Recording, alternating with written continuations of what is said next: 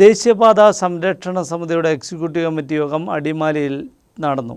കൊച്ചി ധനുഷ്കോടി ദേശീയപാത നിർമ്മാണവുമായി ബന്ധപ്പെട്ടുള്ള കാര്യങ്ങൾ യോഗം ചർച്ച ചെയ്തു. ദേശീയപാതയിലെ മരമുറി സമരവുമായി ബന്ധപ്പെട്ടുള്ള കേസിന് പണം കണ്ടെത്തുവാൻ QR കോഡ് ചലഞ്ചിനും തുടക്കമായി. QR കോഡിൻ്റെ പ്രകാശനം Adimali block panchayat standing committee chairman Koya Ambattu നിർവഹിച്ചു.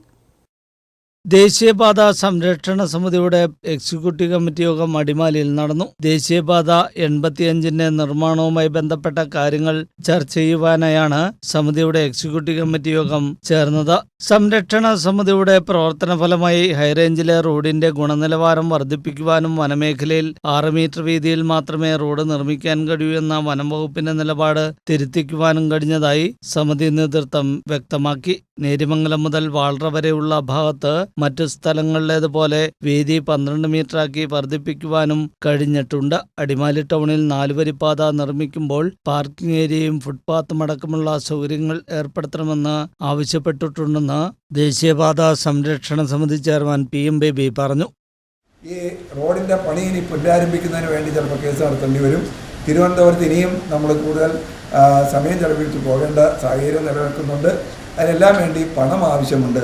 അതുകൊണ്ട് കാനറ ബാങ്കിൽ ട്രഷററുടെയും ചെയർമാൻ്റെയും പേരിൽ ജോയിൻ്റ് അക്കൗണ്ടായി എടുത്തിട്ടുള്ള ആ അക്കൗണ്ടിലേക്ക് QR കോഡ് ചലഞ്ച് നടത്തിക്കൊണ്ട് അതുപോലെ തന്നെ മറ്റാളുകളിൽ നിന്ന് നേരിട്ട് കണ്ട് ഫണ്ട് ശേഖരിച്ചുകൊണ്ട് ഇനിയുള്ള ഈ റോഡിൻ്റെ വികസനത്തിന് ഇതിൻ്റെ അപാകതകൾ പരിഹരിക്കുന്നതിന് വേണ്ടിയിട്ടുള്ള പ്രവർത്തനങ്ങൾ മുമ്പോട്ട് കൊണ്ടുപോകാൻ ദേശീയപാത സംരക്ഷണ സമിതിക്ക് ആവശ്യമുള്ള ഫണ്ട് ശേഖരിക്കാൻ തീരുമാനിച്ചു.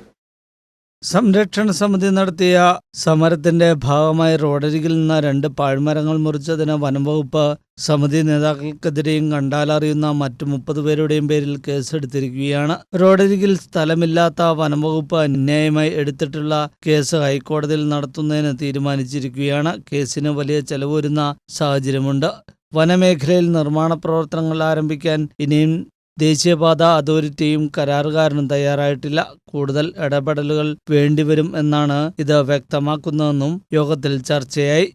ദേശീയപാത നിർമ്മാണം പൂർത്തീകരിക്കുന്നതിന് ആവശ്യമായ ഇടപെടലുകൾ നടത്തുന്നതിനും കേസ് നടത്തിപ്പിനുമായി പണം കണ്ടെത്തുന്നതിന് ജനങ്ങളുടെ സഹായം തേടുകയാണ് വേണ്ടതെന്നും കമ്മിറ്റി വിലയിരുത്തി. ഇതിനുവേണ്ടി കാനറ ബാങ്ക് അടിമാലി ശാഖയിൽ ചെയർമാന്റെയും ട്രഷററുടെയും പേരിൽ ഒരു ജോയിന്റ് അക്കൗണ്ട് ആരംഭിച്ചു. ഈ അക്കൗണ്ടിന്റെ QR കോഡിന്റെ പ്രകാശനവും നടന്നു. Adimali block panchayat standing committee chairman Koya Ambattu treasurer KH അലിയാർക്ക് നൽകിക്കൊണ്ട് പ്രകാശന കർമ്മം നിർവഹിച്ചു.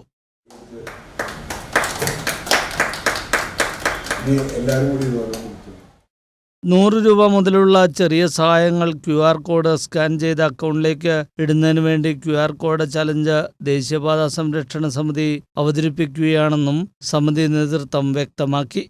News bureau, Adimali.